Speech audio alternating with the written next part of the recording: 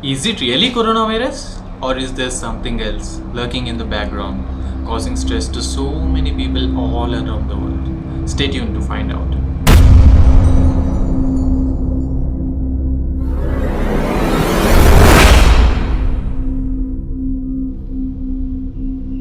We all know what's happening in 2020.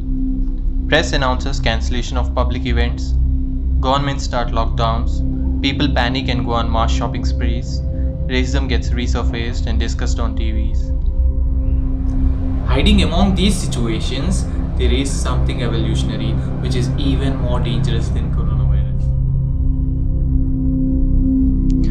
Imagine a herd of deer walking in a forest.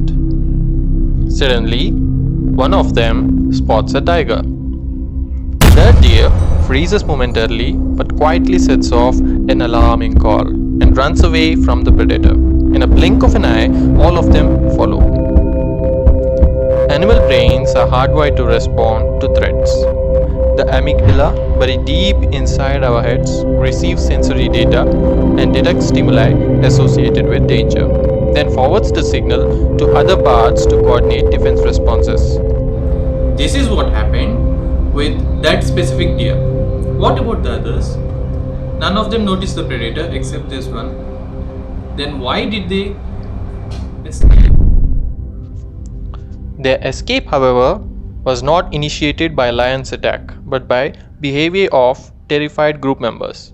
The group as a whole picked up on the terror of individual and acted accordingly.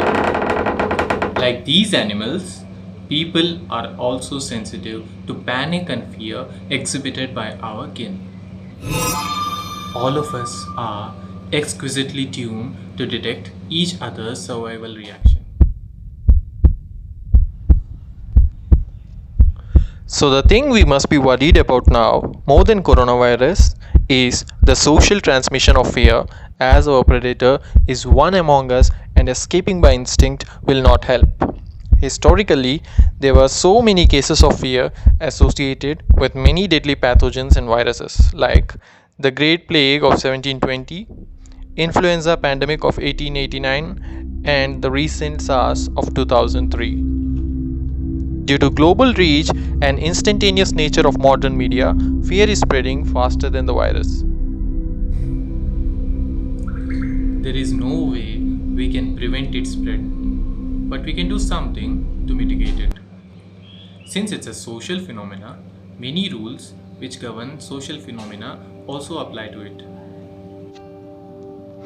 Along with the statistical data like case counts, death rates, etc., we can also spread safety precautions and survival stories. Also, you can try to be in the presence of a calm and confident person.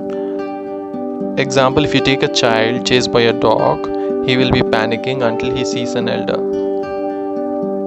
Next, this is for the government and all of us. Withholding important facts or lying increases uncertainty, which augments fear and anxiety. So, be honest. If you are one of them affected by the virus, respond to the situation. Inform the authorities and try to stop it from spreading. Now, last and most important point, try to limit your social media. Because most of the news they show are not from genuine sources. Even if there are so many discussions, so many interviews, they make mountains out of molehills, which causes widespread panic among people. So, as far as possible, limit your social media. We have watched in fear videos of people collapsing to ground and medics carrying these patients. But we have also taken heart seeing doctors and nurses fighting to save lives. We are singing songs and dancing from our balconies to keep our morale high.